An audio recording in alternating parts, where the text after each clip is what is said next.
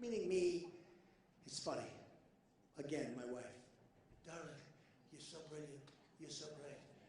Act presidential. It's so easy for you. I said, darling, I gotta win first, you know? I gotta win. And what's gonna happen is I'm gonna call Carrier. Now, the President of the United States is not supposed to be calling an air conditioning company, right? But I do it so well, and it's so easy. And I'm going to say to the head of Carrier, congratulations on your move to Mexico. I think it's wonderful. You left 1,400 great people behind, and it's actually more than that. But I want to congratulate you. I hope you build a beautiful plant. I hope you really do well. But as you probably have heard, we're going to have real borders. And and I buy from Carrier, I buy a lot of air conditioning. I'm not buying anymore, by the way. But every air conditioning unit,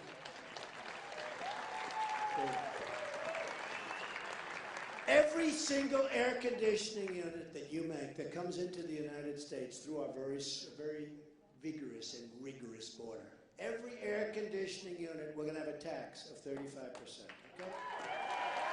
Just want you to know.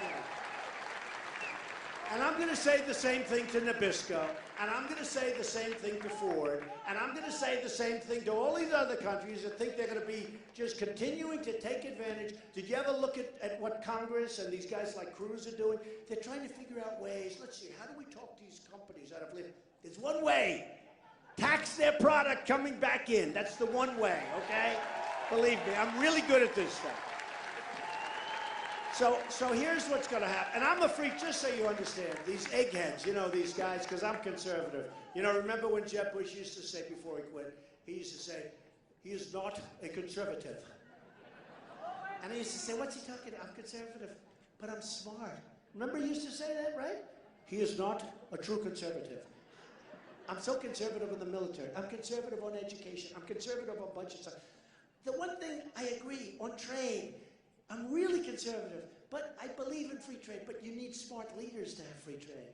You can't let the country be ripped apart and the jobs be lost and all this stuff. Where I see Cruz doing ads now that he's going to keep jobs. He doesn't know where to begin. The guy hasn't done anything. He's a United States Senator. He hasn't done anything. He hasn't passed any legislation. He wants TPP. He wants to take the guts out of TPP. He's a disaster, and he's selling you people down the tubes, and then he's doing phony commercials like he's for the working man. I just saw it. I said it's a disgrace, and I'm going to reveal it. It's a disgrace, okay? Believe me.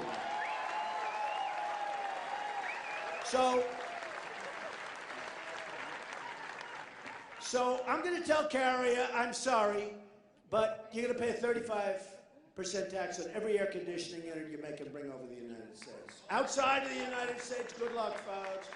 And I hope you build a wonderful plant and have a good life. And I'll say, if you change your mind, call me back. I guarantee you this. If it's Hillary or if it's, I won't even talk about the 1 for 30 guy, okay? But if it's Cruz, a lobbyist. You know the lobbyists in Washington? Do you have any idea how good they are? They have Cruz emblazoned on their foreheads. I take care of Cruz. I take care of Clinton. I take care of, these are lobbyists that are so smart. They raise millions of dollars for these people.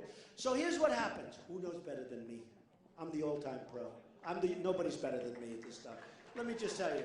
So what happens is they go and they hire the Cruz lobbyist.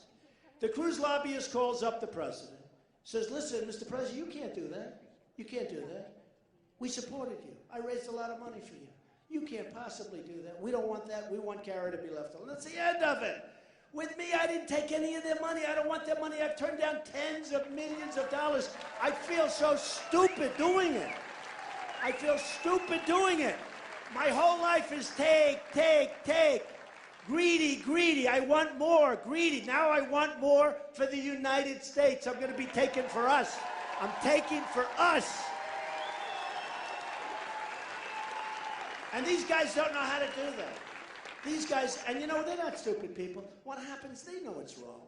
But they're all controlled by the people that give them the money. Just like you hear tonight, the Cruz PAC, Super PAC. Give me a break. Take a look at these Super PACs. Just like you hear tonight, the Cruz Lion Ted. Lion Ted Cruz. He's a lion. Thank you. Thank you. Who said that? Who's the man that says, stand up, take a bow? Lion Ted Cruz. Ted Cruz, the biggest liar I've ever met. I've met much tougher people. He is the biggest single liar. In fact, Kasich made a commercial today about Ted Cruz lying. I said, who did that for me? It was a Kasich commercial with the nose. Did you see it wrapping around? I said, lying Ted Cruz. He comes in Bible high. I'm lying Ted Cruz. I put the Bible down and then I start to lie. Remember what he did to Ben Carson? He said, everybody listen. During the election, not before it, not after it. He said, during the day of the election. I heard it too. I said, gee, that's too bad. I'm surprised Ben left. You know, Ben Carson endorsed me. He's phenomenal. But lying Ted Cruz, remember this thing? In Iowa, and frankly, if we had leadership in the Republican Party, they would have disqualified him for what he did in the state of Iowa. The leadership, the RNC, and the local Republicans should have disqualified him for that. And another thing, it's called voter violation certificate. But he said to everybody that Ben Carson has left the race. He's gone. Come in, caucus. You know the caucus, they take you, they sit you, they talk. I hate it. I think the best is you walk in, you vote, and you leave, right? But we're stuck with it. But they walk in, they said, no, Ben has left. Ben has left. He's quit the race. He didn't quit the race. And they got thousands of votes. And they should have disqualified Ted Cruz from Iowa. He's a cheater. He's a cheater. He's a dirty, rotten cheat. Remember that. And then he did something else, which I think is almost worse. And by the way, then he called Ben Carson right after the election's over. All the votes are cast. So it's too late, right? And he said, I want to apologize. And Ben didn't accept it. Ben said, can you believe this? The guy calls me up after the thing is done, wants to apologize. But then he did a voter violation certificate, remember? It looked like it's right out of the IRS. It looked like a government document. And it said on top, I think it was voter violation, that you are in violation. And, you know, these people got scared. And it said the only way, and then it's got all these things with check marks. And then it said you can make it up, essentially. I don't know. It said you can make it up, but you have to go and vote for Cruz. And then you have no more voter violation. And people went and they did it. It's a fraud. And he said, oh, I didn't know about it.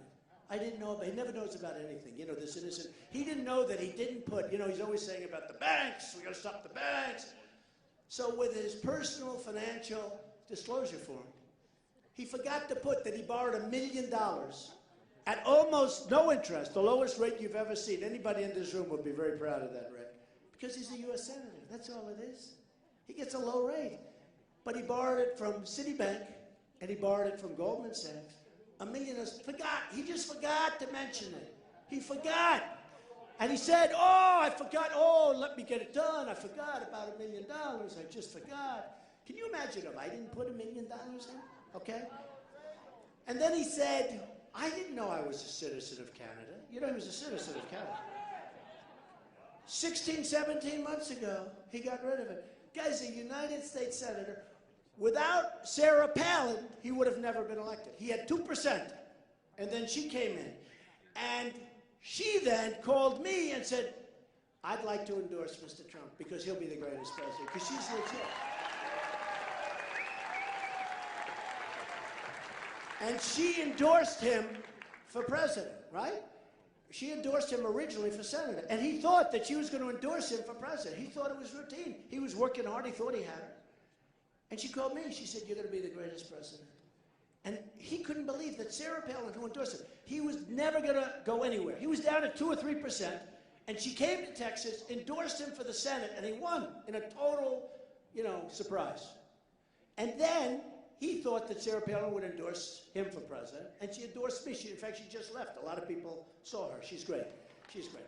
And then Senator Ted Sessions, who he talked about, one of the most respected people in the Senate, he's in every speech that Ted Cruz made. Senator Sessions, right? Jeff Sessions, the senator from Alabama, a phenomenal guy, incredible on security, incredible on justice, incredible, a truly amazing guy. So Ted thought it was routine. He thought he was friends, and they probably are. But Sessions knows that this is not a good person, and he knows that, you know, for the fact that he stands on the floor of the Senate and he filibusters for a day and a half, And think of it, these senators, say what you want, they're professionals, right? They're professional politicians. So this guy's on the floor reading poems, doing all this stuff for a day and a half, or a day, or whatever it was. And these senators are looking at each other. When's this guy getting off? When's he getting off the floor so we can get back? I mean, he hasn't done a thing. So now he's got this great con job going, and he's got your governor, and your governor, who, by the way, tomorrow I'm bringing a plaque. Your governor gave me a beautiful plaque because I supported your governor. But your governor can't, I never asked him for his endorsement because I beat him so badly when he ran for president. Remember, he was going to win. They were all going to win. Jeb was going to win. Marco was going to win. They were all going to win. Isn't it nice to have somebody that knows how to win? Isn't that nice? They were all going to win. But your governor has not done. You're in the middle of the pack in your surrounding areas, in your surrounding states. You're middle of the pack. You're losing a lot of jobs to other countries, but that's, you know, standard for the United States because we have no leadership in Washington. And I'm going to do a great job. Let me just tell you one thing. How many of you have heard the snake? Because everyone goes crazy. They love it. Did you ever hear the snake? Who heard it? Raise your hand. The snake. Should I do it again? Should I? You know, it's sort of interesting. I mean, so Club for Growth, don't believe, I'll give you a, don't believe Club for Growth, go out and vote, do all these things, but I'm going to go into the whole thing with the snake. And here's what this is. We are taking in thousands and thousands and thousands of people that we don't know who they are. But we know it's going to be trouble someday. You look at Paris, trouble. 130 people dead. Hundreds of people in the hospital, mortally, just horribly wounded. Many will die and most will not lead a normal life. Horribly wounded. These thugs, these disgusting people, and I used to tell the press, don't call them masterminds. Remember they used to call them mastermind, we're looking for that. And then they wonder why our youth is signing with the internet and going in and fighting for ISIS. I'll tell you one thing, they go fight for ISIS with me as president, they never come back into this country. We take them back. We take them back. No, can you believe it? They go, they fight for ISIS, and then we let them come back into our country. All right. So what happens is, I saw this written by Al Green years ago, and I said, boy, this pertains to people that we know are going to be trouble. We have an incompetent president, doesn't have a clue. That's why when I talk about Japan, they don't mention, and the press, which is the worst, they don't mention the story about economics. They don't talk about the fact that we're losing. All they say is, Donald Trump wants Japan to become nuclear. That's not what I say. That's not what I say. You know what I said because I don't have to go through the whole thing. So they'll take one little aspect of a long, complicated process, a process that probably involves and ultimately will get resolved by them paying a lot of money to the United States for proper security. But it could be involved where we save a lot of money because we just can't keep doing this. And you know, you can make the case that North Korea and Japan, which are very close to each other, let them fight it out, folks, if they're going to fight. What do we have to get in the middle of everything for? Okay? You know, you could make that case. Now tomorrow there'll be an article, Donald Trump says he wants to see, I don't want to see anything. Remember always, and I said it before, I was against the war in Iraq. You know, they're always afraid about Trump with a threat. I was against. I said, you're going to destabilize the Middle East. That's exactly what happened. And if our presidents would have taken a trip to the beach, if they would have gone to the beach for 360 days, just gone to the beach and not done anything, we would have been a lot better off in the Middle East right now. Because Saddam Hussein was a bad guy, and Gaddafi, they were bad guys, but they were really good at one thing, killing terrorists. There were no, you couldn't be a terrorist in Libya. You couldn't be a terrorist in Iraq. Now it's like Harvard University for terror. You go to Iraq, you go to Libya, and Libya was Hillary's baby. So what this is it was written, and it just reminded me of what they're going in, and I'm so glad that the people that have heard it want me to do it again, but I'm going to do it again. And it's called The Snake, This Snake.